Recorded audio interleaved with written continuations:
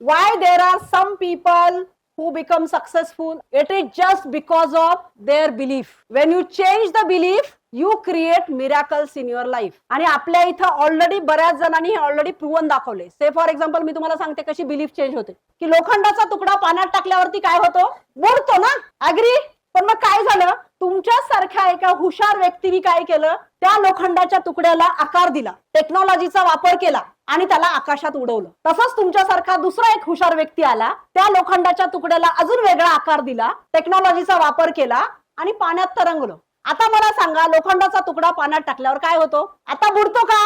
म्हणजे लोखंडाचा तुकडा आकाशात उडतो सुद्धा आणि पाण्यावर तरंगतो सुद्धा. तरंगतो की नाही? This is how your belief has to be change.